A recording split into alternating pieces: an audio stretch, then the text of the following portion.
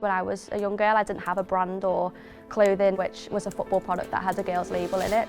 So being able to create something that girls can look up to and want to get involved in is what Miss Kick's all about.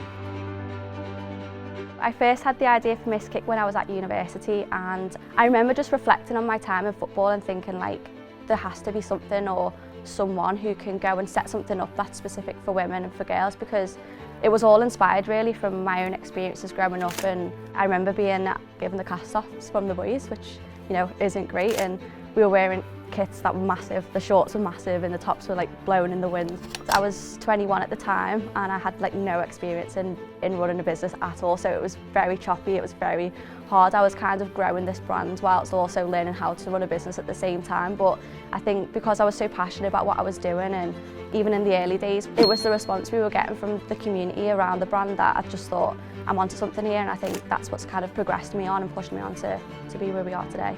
To now having an actual brand that is stocked in the likes of Next, and is girls are wearing it all up and down the country and into Europe and, to be honest, the world. It is crazy. Balancing being a footballer and running a business is difficult, especially playing at Tier 4 for Chorley, but I had a bit of a break a few years ago just whilst the brand was growing.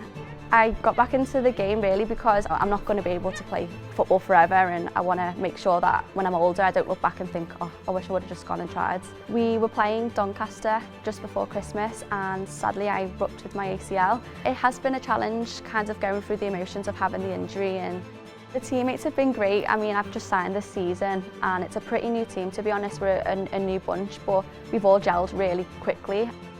I've already had them testing out headbands and sending polls in the group chat around different types of product ideas, and yeah, they're great in that regard as well. If you look at the spectrum of girls and the way it's grown, there's so many different girls now. There's the ones who are really sporty, the ones who are really girly, and so yeah, I don't think there's one type of female football anymore. I think it's very diverse, and I think that's something that as a community and as a sport we need to hold on to, because I think that's really special.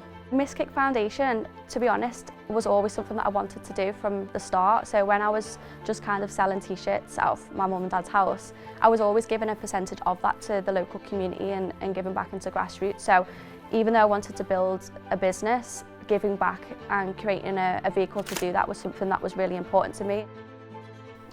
Miss Kick Foundation launched in 2021, and for us it's about giving girls both on and off the pitch an opportunity to get involved in the game, and yeah, it's just as important to me that we grow the charity as well as the brand. Well done. Oh, well done everyone. It's such an exciting time for women's football at the moment, and we're just seeing it grow and grow.